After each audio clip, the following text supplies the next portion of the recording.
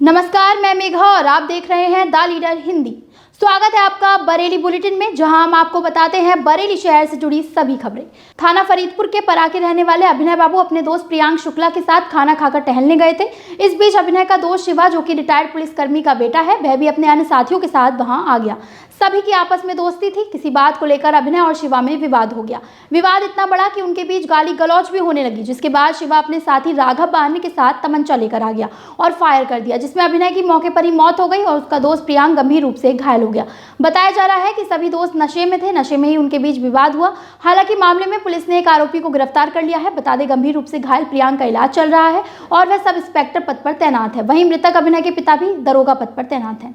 एक ही दिन में 2 किसानों की मौत के मामले सामने आए हैं। पहली खबर मीरगंज थाना क्षेत्र के नाथपुरा गांव से है, जबकि दूसरी आंवला थाना क्षेत्र के खड़गपुर गांव की है। थाना मीरगंज के नथपुरा निवासी किसान सोहनलाल बीती रात आवारा पशुओं से फसलों की रखवाली करने के लिए खेत पर गए थे। ठंडोरी की वजह से खेत पर गन्ने की पताई से आग जलाकर सिकाई कर रहे थे। इस दौरान तेज लपटों ने उनके कपड़ों को पकड़ लिया, जिससे उनकी जलकर मौत हो गई। परिवार के लोगों ने सुबह सोहनलाल को तलाशना शुरू किया। खेत पर भी देखा, लेकिन वह नहीं मिले। बाद में उनका कपड़ा दिखाई दिया तो उन्हें जले हुए कपड़ों में पाया गया।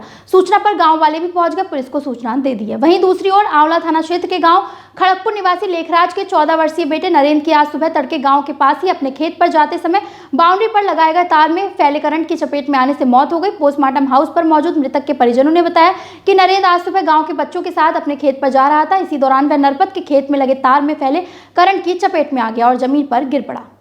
ये पड़ोसी है गाँव के। अरे मौत का खेत आई जा तो करंट लग गया, गिर पार अपना होगा मेरे से हाथ में लगा है करंट। तो अब साफ से हम जो तुरुई तार कटीले तार में हूँ। पिताजी कहाँ हैं? इनके पिताजी आ ना पाए।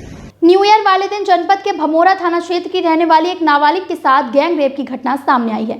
नाबालिग की तहरीर पर पुलिस ने मुकदमा दर्ज कर लिया है, लेकिन मुकदमा दर्ज होने के बाद भी आरोपियों पर कार्रवाई न होने पर गुस्से में आकर नाबालिग के भाई ने अपना घर फूंक दिया। पुलिस की माने तो जांच में दोनों पक्षों में मारपीट की बात सामने आई है। वहीं नाबालिग का दुष्कर्म का वीडियो बनाने का आरोप है।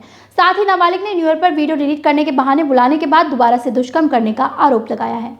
एक पिता ने हैवानियत की सारी हदें पार कर दी। उसने अपनी 9 साल की मासूम बच्ची के साथ दुष्कर्म कर डाला। इस हैवानियत में उसकी पत्नी ने भी साथ दिया। उसकी पत्नी मासूम की सौतेली मां है।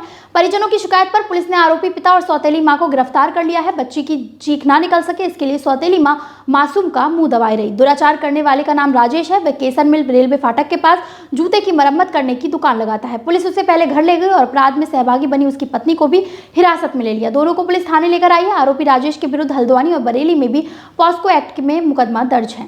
300 बेड अस्पताल को सुपर स्पेशलिटी अस्पताल के तौर पर मरीजों को सेवाएं देनी थी, लेकिन वह शुरू हुआ बाद में। घोटालों की बीमारी उससे पहले ही लग गई। कई घोटालों की पहले जांच हो चुकी है। अब उसकी बिल्डिंग बनने के बाद अब तक खरीदे गए उपकरणों और दूसरे सामान की जांच होगी। कमिश्नर संयुक्त समद्दार के आदेश पर अपर निदेशक डॉक्टर AK चौधरी ने उच्च स्तरीय जांच समिति गठित की है। इसमें 4 सदस्यों को नामित किया गया है।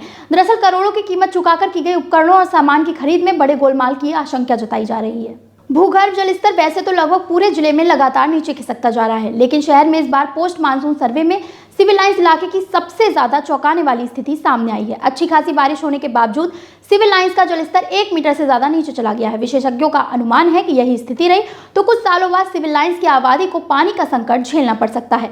भूगर्भ जलस्तर लगातार नीचे जाने की प्रमुख वजह पानी के अंधाधुंध दोहन को माना जा रहा है। इसके अलावा पेड़ों का बड़े पैमाने पर सफाया भी इसकी अहम वजह है। इन आंकड़ों से इस बात की साफ पुष्टि हो रही है कि ना भूगर्भ जलस्तर को सुधारने के लिए सरकारी योजनाओं का ठीक से क्रियान्वयन हो रहा है और ना ही जिम्मेदार अफसर और जनप्रतिनिधि इसकी गंभीरता समझ रहे हैं। आज के बरेली बुलेटिन में बस इतना ही। बरेली शहर से जुड़ी तमाम बड़ी खबरों के लिए जुड़े रहिए द लीडर हिंदी के साथ। चैनल को अभी सब्सक्राइब कर लीजिए और साथ ही हमारे फेसबुक पेज पर हमें जरूर फॉलो करें।